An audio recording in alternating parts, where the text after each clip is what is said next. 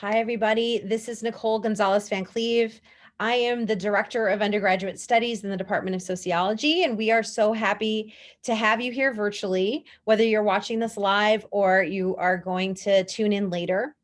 We normally have this amazing concentration fair where we get to mix and mingle, so everything feels very different, but we definitely wanted to welcome you to the major. We have some great information for you. We have some videos to kind of bring sociology to life. We're going to talk about the practical nature of how sociology is translated to the real world, both within our programs here at Brown, but also in the career trajectories that we've taken with our careers. So I'm here, Nicole Gonzalez Van Cleve. I'm associate professor. I'm affiliated with the Center for Slavery and Justice, as well as CSREA, which is the research center that studies race and ethnicity. I'm also an affiliate at the American Bar Foundation in Chicago, Illinois, that studies law and inequality. We also have Professor Michael Kennedy, who is going to talk to us about the Engaged Scholar Program, a program that he's been very much, promoting across the university, developing into a certificate, and has really close alignment with the Department of Sociology. And then finally, we want to introduce one of our amazing graduate students. Edie, I'm thinking you of as one of our PhD students already. We have Edie Elliott Granger. Did I say it correctly? Granger. Granger. And you have that nice accent too, which you're probably like, my American accent butchers all of this. But we are so excited to have her. She's one of our sociology Doug leaders. So she is a leader within our department, an undergraduate team, if you will. We have 4 representatives that really take the helm in planning events. And they steer these events to kind of engage sociology majors, as well as sociology being done across campus. So I wanted to start today. I'm going to try to share my screen here. And we're going to start with a brief and kind of funny and fun introduction to what is sociology. I thought this was just a nice way to kind of get started as a springboard for, what is sociology? I think one of the biggest hurdles in sociology is that you're not exposed to sociology in high school. So that becomes kind of a barrier to entry. Everybody knows what a historian is or what history is.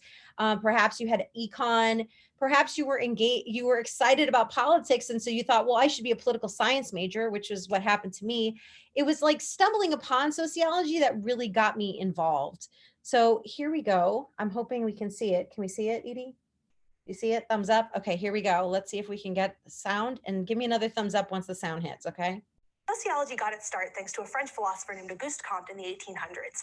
He wanted there to be a systematic science for studying society, a way to investigate and solve its basic problems. And while sociology today is very different from what Comte imagined, that's still kind of what it is. Sociology is the scientific study of society and human behavior. But isn't society this great big thing? I mean, society is whole cities, it's the economy, it's politics, and what does all of that have to do with raising your hand at the dinner table? A lot, as it turns out. A society is just a group of people who share a culture and a territory, and culture is in everything, from the biggest questions in politics to the smallest interactions between people. So yes, society is big, but it's also very small.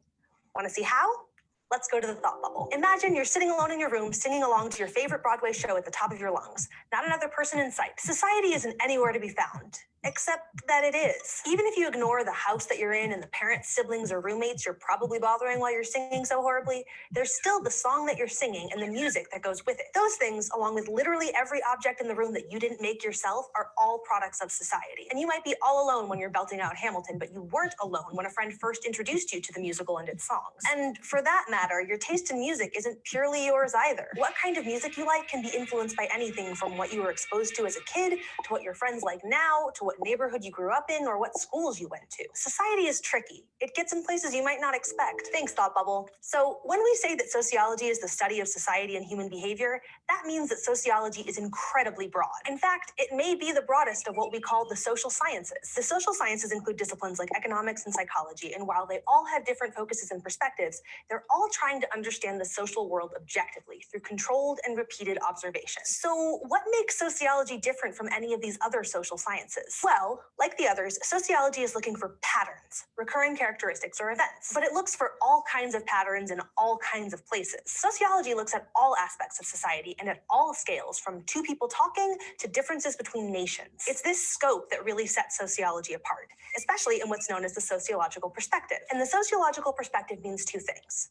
One, it means seeing the general in the particular, and two, it means seeing the strange in the familiar. Seeing the general in the particular is a way of saying that sociology tries to understand social behavior by placing it in its wider social context. To go back to you belting out Broadway tunes in your room, the sociologist who overhears you from the sidewalk might notice not just your choice of what to sing, but how that individual choice may have been influenced by your class, neighborhood, race, gender, or age. To take another example, a sociologist might not care whether or not you in particular decide to get married, but she might be interested in learning more about a declining marriage rate in your society and say what's causing it and whether it's having any societal impacts. Or maybe she's more interested in the fact that in the US, people tend to marry partners of the same class and race as them. In both of these cases, what people sing or whom they marry, the sociologist is interested in a general pattern, a pattern composed of a massive number of particular individual choices. Each individual forms a part of the pattern, and in looking at their individual choices, a sociologist can see elements of the whole pattern, like seeing how a single stone fits into a mosaic. Seeing the strange in the familiar is the second part of the sociological perspective, and it's maybe more difficult to do. To see the strange in the familiar is to approach the everyday world as though you were seeing it for the first time, as if you were from another world. This is hard, but it's also incredibly important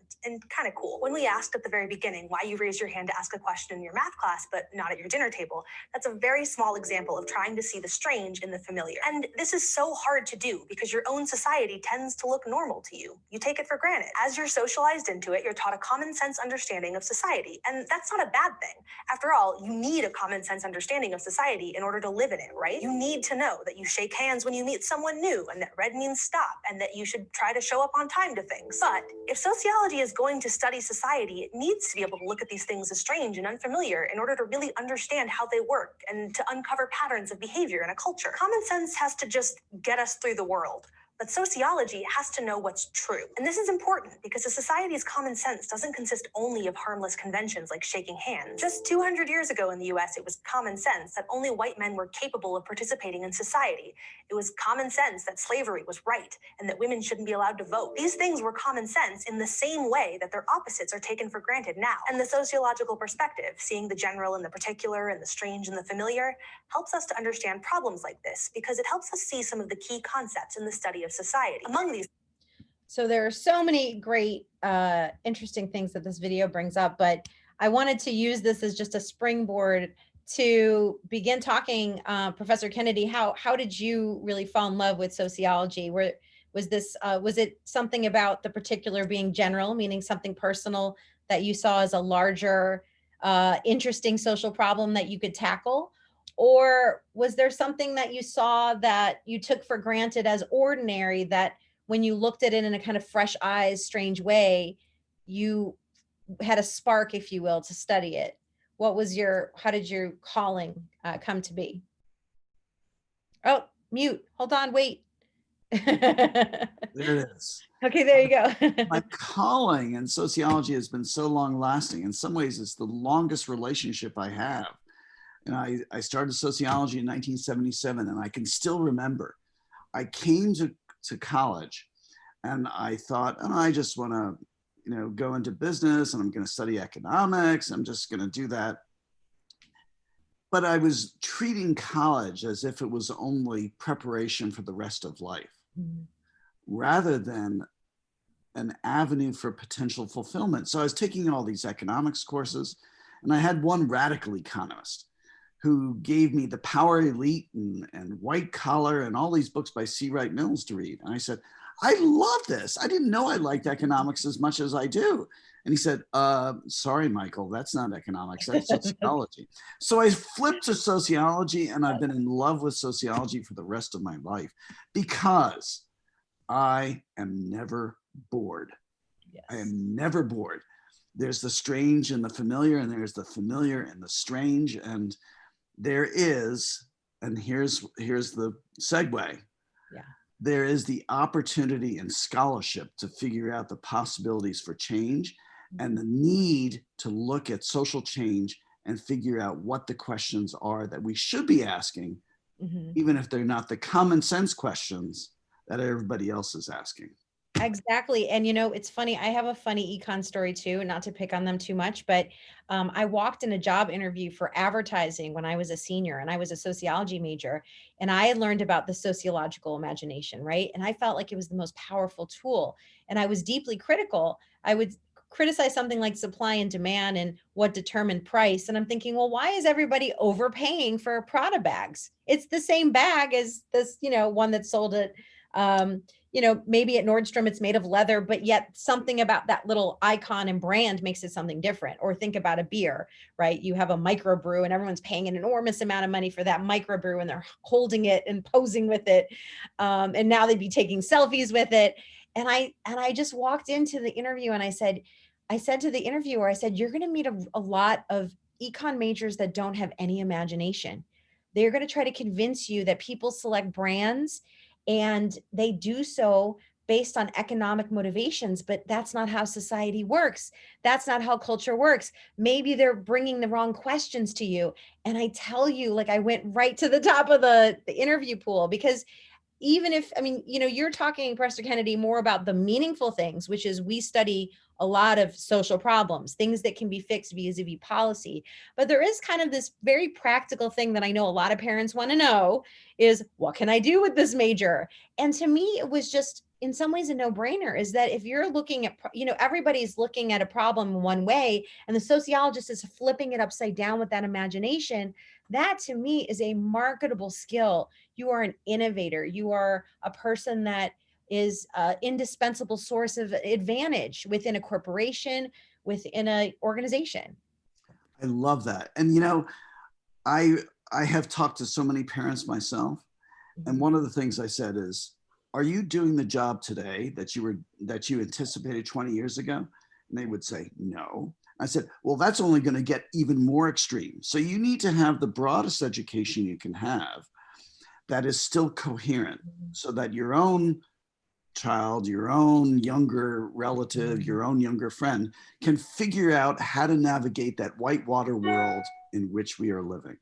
Sociology is the best for that because of its range, because of its critical spirit, which is not only necessary in realizing social justice, but also in realizing a more fruitful career and fulfilling life.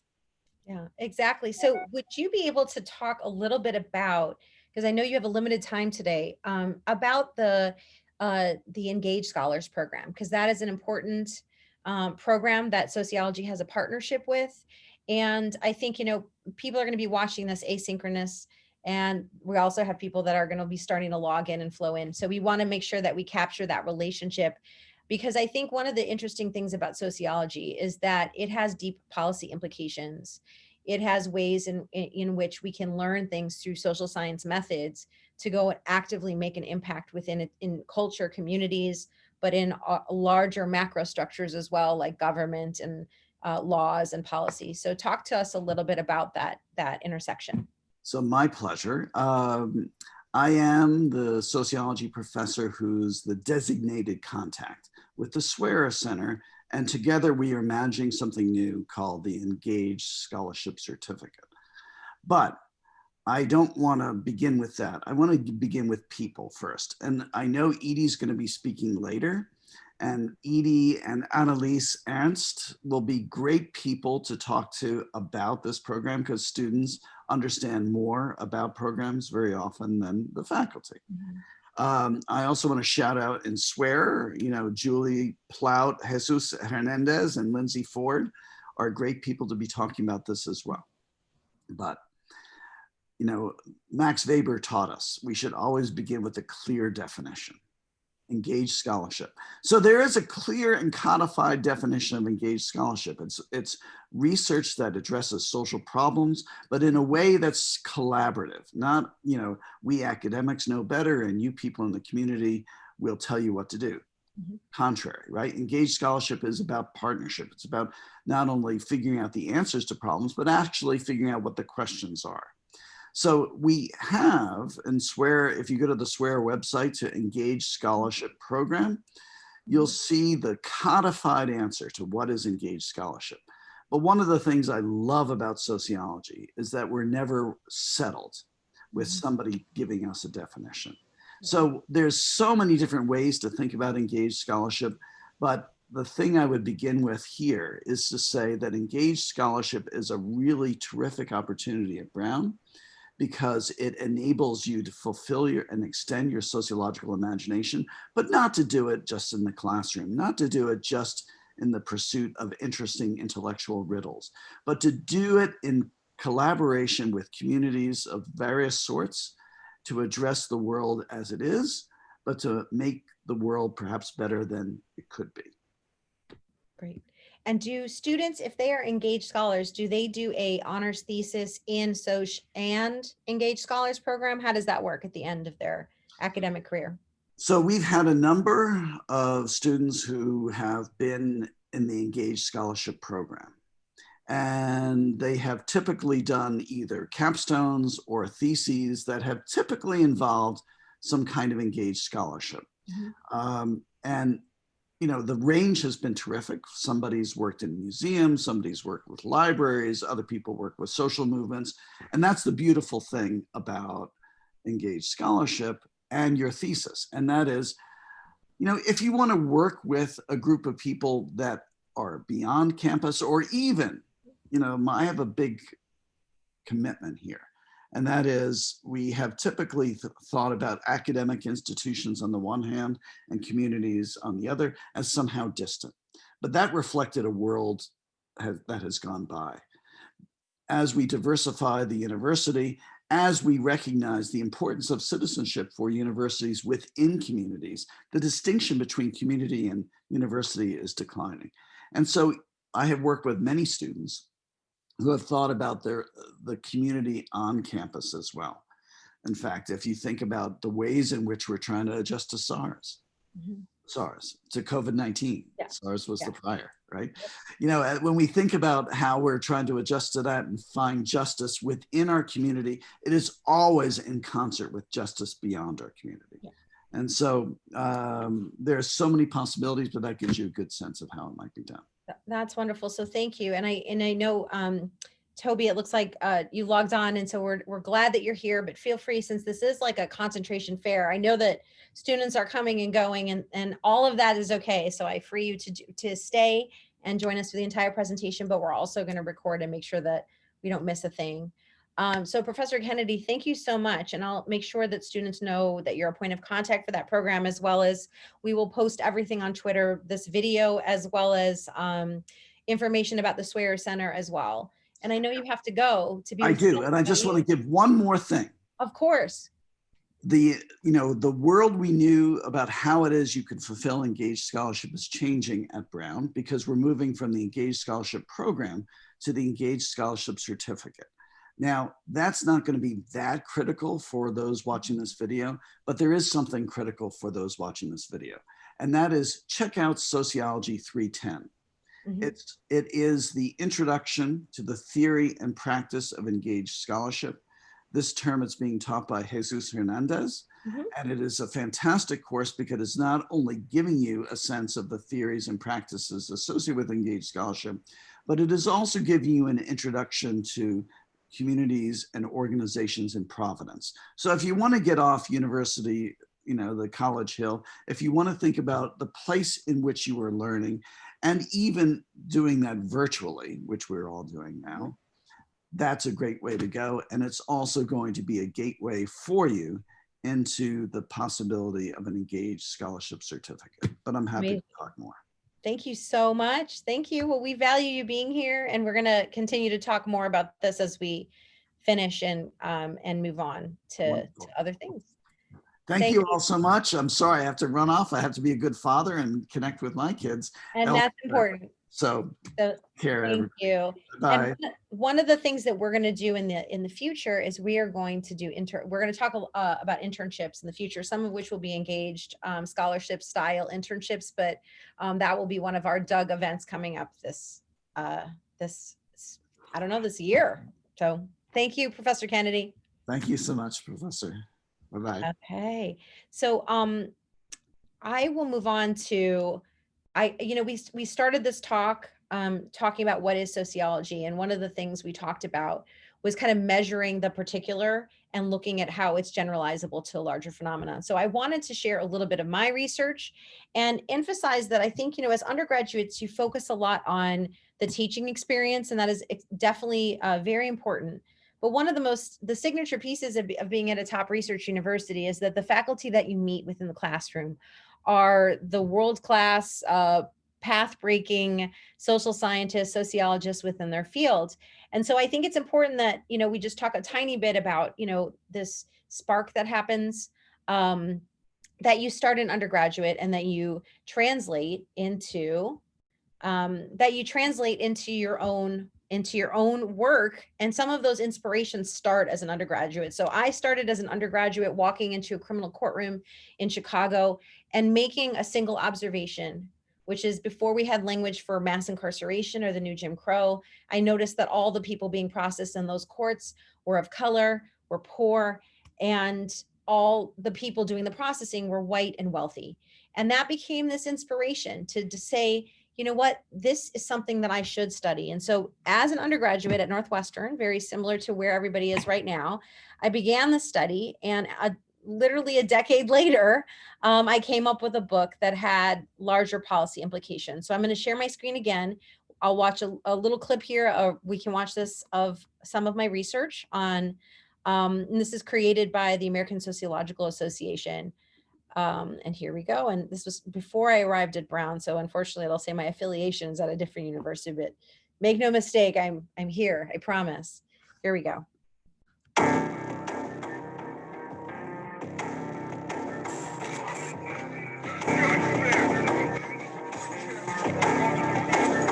I found that there weren't a lot of sociologists looking at the connection between how police misconduct and the racism that we see in police misconduct was linked to the court system.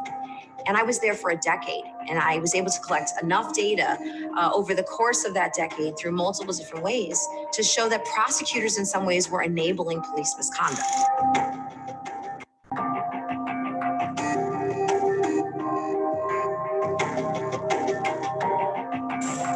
When you're studying powerful people like prosecutors, judges, and defense attorneys in Chicago, you better have a lot of evidence, empirical evidence, about how these violations of power and this level of racism is operating. I went in as an ethnographer, and I went into the field site and collected data within the prosecutor's office, being the law clerk. In that setting, because I was such a light-skinned Chicana, they thought me to be white, and that gave me particularly powerful access to see how white professionals, both judges, prosecutors, and defense attorneys, talked about people of color when they thought a person of color was not in the room. I also did 100 interviews with judges, prosecutors, public defenders, and defense attorneys. And then what I did is I had 130 researchers from the local universities around Chicago kind of go in disguise, if you will, in plain clothes. They wore jeans and hoodies, and they kind of disguised as the everyday people that would walk into the court. They were both observers, and they kind of take notes on any of the types of violations that I was seeing. It may not be much of a surprise that the researchers of color, even with all their elite education, were often mistaken for defendants. And many of them didn't want to go back because the sense of abuse, the loss of dignity, to be mistaken for a defendant, a criminal, meant that that racial label was much more powerful than any diploma or education or anything they could possibly do. And those were in some ways the basic observations that I was making. This study went on for over a decade, where I accumulated multiple types of data that, social sciences, that sociology would gather to kind of make the claim about how race and racism worked within the prosecutor's office. But I think the single observation that people took for granted was that police and prosecutors worked together in this kind of alliance, this uncomfortable alliance, where many times suspects would be shot and the prosecutor was not a cross-checking of power. And we've seen that with the George Floyd case and so many others across the nation. And so my involvement in some ways an engaged scholar style approach to the work I do was first to collect the data, but then second to say that this should have a larger impact in how we reform policing in America. And so I think, the next thing I want to kind of show is that, many times these, the research that you do and the faculty that you meet are actually talking to the world about the types of reforms that we need in our social system. So it's not enough to measure that social system. It's important to, in some ways, change it. So hold on one. Let me get the second part of this. Hold on one second.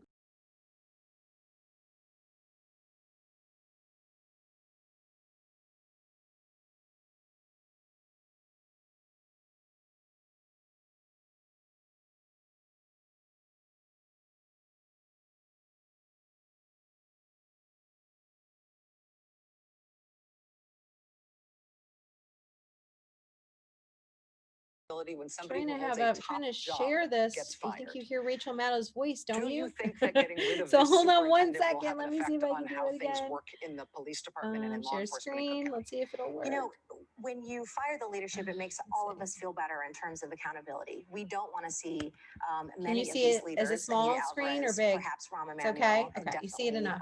the chief And of office after we see such a terrible abuse of power There it is. and a potential cover-up. But as a sociologist, we know that cultural change doesn't come from, in some ways, getting rid of the leadership. There is rank and file racism in the police department, racism that I saw in a decade study of the Cook County court system, and it goes all the way into the prosecution's office, where I started back in 1997 and began researching it. And how do you, in a sociological study, especially a longitudinal one like that, what are the manifestations of racism that you see? Again, as a young person, prosecutors took me under their wing. They referred to defendants as mopes, which had all the derogatory, stigmatizing meanings as the N-word. They paraded, victims' photos with a sense of one-upmanship. And even my supervisor had framed a visual of an evidence photo where a Black boy had gotten shot by a store owner when he tried to rob the store. And I thought, what a culture that there's such a lack of regard for life. And in that environment, it became easy to lie or hide moments of egregious abuse by the police officers. They walked into the prosecutor's office and they often talked about defendants using blatant racism, and prosecutors never corrected them. They looked the other way, and they looked the other way on shaded cases where police officers were altering, arrest reports, making sure the drug, the amount of drugs seized hit the felony limit, and no one turned, it didn't make anybody's head turn. In terms of the overall thesis of your book, Crook County, and the way that So I'm this going to is try playing here. out Let me right see now how in to Chicago, stop when you this. talk There about we those go. sort of those cultures. Okay. So I hope you get a sense, sorry for the technical glitches, but I hope you get a sense of, the research that sociologists do have a larger impact. And I think some of the professors that you'll meet here are doing that type of research. So in my field, of course, is criminal justice, but you'll meet faculty members that are concerned about environmental justice or international and comparative work. And I think that to me is one of the most important things, is that the studies that we do, in some ways critiquing the social world. This was, I studied courts first as a political scientist, but none of the tools that I had in political science allowed me to really examine culture and race and class, and how the alliance of those variables could impact how people experience justice or how they lacked access to justice. So Edie, I want to turn to you now. We want to hear from a student, and an exceptional one at that. So Edie, can you talk a little bit about, well, first off, explain who you are, what year you're in, and tell us about your journey to, when you were at the concentration fair, kind of shopping around for what to do next. So hi, my name is Edie Granger. I'm a junior at Brown. I am originally from Australia, but I've lived in London for the majority, the majority of my life at this point. I'm currently located in Providence, and I came to Brown thinking I would do gender and sexuality studies. So we kind of had a beginning presentation. Sociology was not offered at my high school. I had a vague inkling of what it was. I was in the UK, so people were applying to very subject-specific courses. So I sort of heard about it vaguely, but again, didn't really know what it was. And so when I came to Brown, I started doing gender and sexuality studies, and I stumbled across a sociology class in my freshman spring called What Do Schools Do? That was kind of a sociology education hybrid. And it was just immediate. I think it was my favorite class I'd taken so far. It had theory combined with practice. This idea of engaged scholarship is also very important to me. I'm in the Engaged Scholars program at Brown as well within sociology. And it felt like a more active discipline in my mind. And I had always been really passionate about feminism, interested in gender equality, had kind of a background in that from high school, one could say. And I really kind of want to extend that and to make my understanding far more intersectional, especially in relation to race and class. And sociology definitely offered me that, that kind of environment and springboard in education. So yeah, that's nice. And I think did you feel, I know some undergraduates talk about this, was there something about sociology that made you kind of see yourself differently? Meaning that, here you are learning about a discipline, but you're also kind of being introspective about your own life or the lives of your friends, or kind of how the social is very personal, and the personal can be very social. So how was that for you? No, definitely. 100%. Very personal. I think especially as I'm starting to think about my thesis and things I'm interested in, those interests often stem from like your own life experiences necessarily. And I think that I've definitely taken classes that have made me uncomfortable in the way that made me think about my life and my experiences, because sociology does focus a lot on different kinds of trauma, and that has been challenging, but I think it's really fascinating, and it's that understanding is something that has been incredibly important to me. I love putting kind of language to emotions, one could say, or feelings or understandings, or things you've recognized but not quite being able to put your finger on. Yeah. And so I think that sociology has definitely offered me, given me those tools really, and enabled me to have that deeper understanding of the way I exist as well as the way others do. And have you gotten to a point where you're starting to seek out internships and think about next steps for your career? Yeah, so I did an internship this summer, obviously a little different to what I expected. Mm-hmm. And I'm starting to consider what I would want to do next semester. I'm still uncertain about my future path, one could say, career-wise. Yep.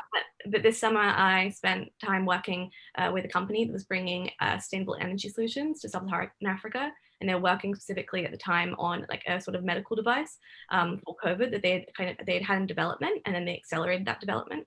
And it essentially was allowing for COVID to be diagnosed much more frequently and rapidly than it otherwise would be in like sub-Saharan Africa. And so that was a remote position, and it was kind of fascinating though how sociology, you were talking about this as well, like sociologists having kind of a different lens with which to look at things. Even think, for example, they were talking about how they were focused on the UN Sustainable Development Goals. One of those is gender equality. But when you looked at their page and the like heads of the company, etc., there was one woman. Right. And I was like, I mentioned it. I'm laughing only because it's interesting, like people can be introspective about things outside of them. But as we started this talk, can you apply that to within the world that you're living in, right? Exactly. And I mentioned it to the one woman, and she was like, "Oh, wow. Oh, I've never seen that." Yeah. So it was, so I think definitely that idea of, we were talking about how sociology sort of, you look at everything differently. You're questioning everything. And so even the idea of like, although I was doing work that was part of the company's output, just looking inside at the company itself was something that was definitely on the mind. Yeah. And I think to me, that was always a source of competitive advantage. I ended up, my first job was in advertising. So before I got my PhD and went back to studying the criminal justice system, I actually took a break. But it wasn't really a break. I mean, people call this a gap years. And I'm like, no, you graduated. You're going out to explore the real world. Like you're becoming an employed person. You're developing a career. And so my career started in advertising and, in some ways writing and being a sociologist for corporate America. And so, I mean, it has its pros and cons. I think for me, I really wanted to study social problems and think about ways to change institutions. But like you, Edie, I was out there in these corporations, not just doing the sociology for the businesses I worked on. So I worked in Disney, and I worked in Procter and Gamble. We studied cultural hurdles, in mothering, and everything for diapers and Pampers, to Disney vacations and making it more equitable for Black families to vacation in Disney. I mean, it was just, I had really interesting business problems to handle, but really they were sociological problems. But I always noticed that I could be the smartest person in the room if I just used my magical sociology powers to kind of see a problem differently. And it sounds like you're already en route to doing that. So I'm very proud of you. But it's interesting. You at first you don't even realize where, like, this thought pops into your head, and you're trying to place. It's like, wait, where am I getting this from? And then all of a sudden I'm tracing it back to all these kind of incredible classes I've taken here. Yeah. And so I think sociology, like we've been talking about, it traverses so many different kind of field areas, problems, and I think the classes at Brown really reflect that. In my mind, I'm a big fan of electives, and sociology that's kind of where I fell in love with it, was taking these incredible classes, like the one that was showing about what do schools do, which definitely had a focus on school to prison pipeline, to intimate violence, with Professor Elliott as well, like just those kind of classes that were really fascinating. And I came here and there wasn't really anybody studying mass incarceration, and now that's become such a hot topic, of course. And so I'm inviting, as students. The first day I taught the mass incarceration class, I literally had 40 people that I thought were attending, and the first day there was over 100 people that showed up, and I'm like, what am I going to do with all these students? Like, we didn't have a room to like fit the fire code, like it would have been wrong. People were standing. And so to me, it's an exciting time to be a sociologist, because I think we can see that in terms of, social problems that are presenting themselves right now, right? It is sociologists that are at the cutting edge of, answering and diagnosing those problems, whether it be systemic racism, whether it be environmental justice and environmental issues. And so I really encourage the, students to kind of look at the professors and faculty in our department. They are world-class. As a department, we've created 6 pillar areas, which are the specialties of the department. One is in globalization and development. So it hits really where, with your internship was, so about this issue of a global world. We also have specialties in race, class, and gender inequality. So we look at inequality in those multiple facets in intersectional ways. I'm a critical race scholar. So the work that I do is directly thinking about how do we measure racism? How do powerful people are able to, in some ways, to practice it within institutions. So there used to be this assumption that racism is not measurable, that we can't see it, and that we were in a post-racial society. And I think all those things have been debunked in the last few years. We also have specialties in urban sociology. So this is a really exciting area, because a lot of people, one of the things that I think sociology is known for is people going into urban communities and studying and living and exploring, city centers and thinking about cities and communities. And I think there is a new trajectory that is critiquing that field and saying, rather than just gazing at people in the margins, which can be enormously I don't know, just that, it could almost have an ill effect of making people look otherizing people. How do we study up the hierarchy? So looking at social problems within urban areas as the manifestations of powerful people making decisions. So how communities are policed, how money is allocated, how structural racism and structural inequality can continue to exist. We also have a pillar in sociology of the environment. So I think, we are world-class within this area with several scholars, award-winning scholars. So I encourage students, especially, hard science folks that are interested in environmental studies, but are really intrigued by this. So, think about how we create social patterns that create environmental problems, right? And then finally, we have a strength in organizations and economic sociology, which is another route. So if you think you want to study business, if you think you want to do change management and be a consultant, this is another way, again, to kind of combine the sociological imagination with some really practical skills about how organizations work, how culture works within those organizations, how organizations create social inequality. And then finally, we have population and health studies, population health in the family.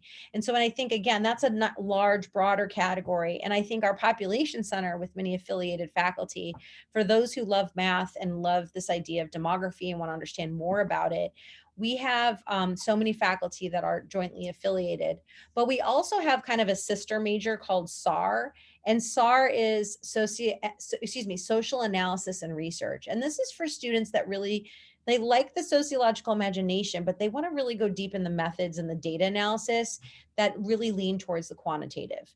But it could also be qualitative, but they really want to know more about the methodological rigor. And I think it is a wonderful combination because it allows you to bring that rigor into everything from journalism to corporation to also policy and politics. So I think those are all things that, if you're interested in sociology, you should take a look at.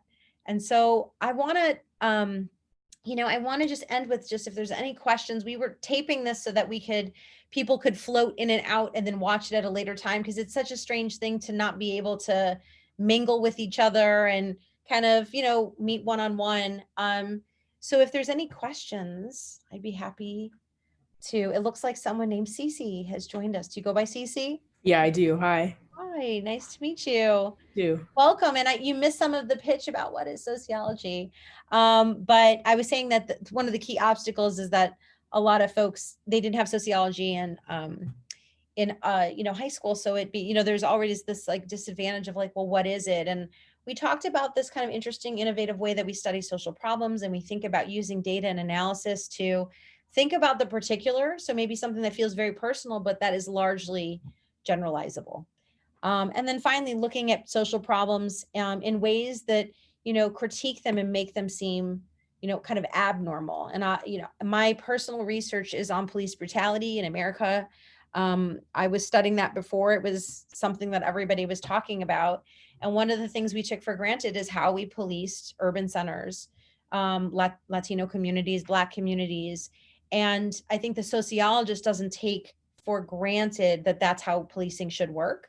It's constantly asking the question, why does it work this way? And then looking at answers in social inequality of all types, racism, classism, sexism, how the police brutality is different by intersectional identities, and continuing to peel the layers back of a problem, like it's leaves on a flower or an onion. So that's just a little, kind of highlight. So top line, but please rewatch some of the good stuff. Okay, I will. Thank you. What other majors are you looking at, Cece? I think I'm going to do sociology and French. Nice. That sounds great. And we have an amazing department we just were talking about. We have a really large group of scholars that do international comparative work. And so I think that if you're interested in something bigger than just American sociology, this is one of the best departments to do it. And I have a friend that I went to graduate school named Jean Beeman, and she is at UC Santa Barbara. She's one of the leading scholars that studies racism in France and looks at racial textures in France, because people would say, oh, well, the French are not racist. How could that be? It's an American problem. And she really challenges and destroys that notion in her book and research. And so I think when you come to this department, you're gonna be able to really see how the two majors that maybe seem like separate entities really fit together, and hopefully find, deeper connections. And maybe you'll find yourself in France post-COVID, doing your own, honors thesis research. And that's really what we hope to encourage you to do, is that by senior year, we want to prepare you to be doing your own cutting edge research in the field, where you take all the courses that have inspired you and start to create questions that will catapult you forward to the next stage of your career. Thank you. No problem. And Edie, what is your thesis on because we only have a few more minutes, but quickly, what is your thesis and how did you come to pursue it? So I'm still in the considering, so I'm I'm a junior studying sociology. And I am still kind of thinking about it, thinking it through. So my senior year doing the thesis. Currently, I'm sort of thinking about sexual violence and how it affects communities as a whole, and not just individuals, especially when thinking of like family partners. So pretty broad at the moment, but that's sort of where I'm kind of focused on in my thinking process. That sounds wonderful. And I think in the future, with me at the helm as the director of undergraduate studies, one of my priorities is to center undergraduate research and say that this is one of the most important experiences that you have at Brown. For me, doing undergraduate research was absolutely life-changing. And the work that I did studying racism at a time when people didn't want to admit that racism was occurring, people said to me, you can't measure that. People said, well, no laws protect against it. How could it be? As a young undergraduate, feeling the freedom that I could go out and explore a problem and a question that I knew personally in my life, right? Was, something that I had witnessed with my own eyes, and then think, how do I pursue this as an empirical project? How do I gather data on this in a compelling way? And then carry that project forward, feeling so inspired. My hope is that undergraduates in our major are going to find that passion project. And it starts sophomore year sometimes and continues to develop junior year. And at the end of, spring of your junior year, we'll start saying, okay, what do you need to do this summer to make this happen?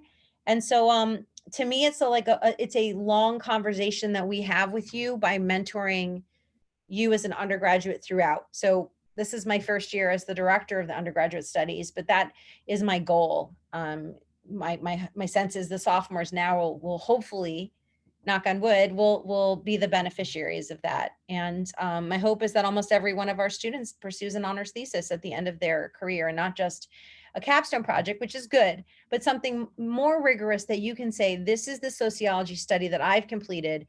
And then when you are interviewing for jobs, whether it be for a congressperson or in the, the West Wing of the White House, or for, some type of corporate job, that when they ask you, have you ever done, what do you have to show for your education, that you actually say, well, wait a second, here's a project that took me 4 years to think about, and 1 year, certainly my senior years, to complete. And so I hope that's the goal. Toby, did you have any questions? I had a kind of a logistical question about, yeah, of course. ESP. What does the timeline look like for that? Like, when should, prospective ESP students take, so what is it, 0310? Is it the final class? The one, I always get confused about the actual numbers and what they're labeled. Are you talking about your final honors thesis one? The introductory course for. It's the Engaged Scholars program. So the Engaged Scholars one, or the intro? The intro one. Well, there are some students that come upon sociology, and what I say is a unique way is that they say, oh, this is a really interesting class. So, I know Professor Elliott, was teaching intimate partner violence. Now you can imagine, that there are lots of students based on their life experience that want to sit in that class. And then they sit on that class or something like it, and they say, oh my word, this is amazing. I really enjoy sociology. I didn't know I was a sociologist, and now I feel like I'm thinking differently about it. So what we've done is we say, it's okay to not do intro to Soc as a pathway into the major. It's totally fine, because what we found was many people were, quote unquote, stumbling upon a class. Like I was teaching a mass incarceration class with a large lecture hall, and people were like, oh my, I'm in my sophomore year. Do I have to go back and redo intro to Soc? So what I do as undergraduate director, as I take that on a case-by-case basis. Now, I would say Professor Kennedy was saying to take that Engaged Scholars program. I would highly recommend that. Like, just jump in. If that's something that interests you and sparks your knowledge, sparks this thirst for knowledge around this area, just go for it. And you can see what sociology is like. You can see what the certificate's like. And maybe you do Engaged Scholar certificate and you realize, oh, wait a second, I want to do biology, or I want to do.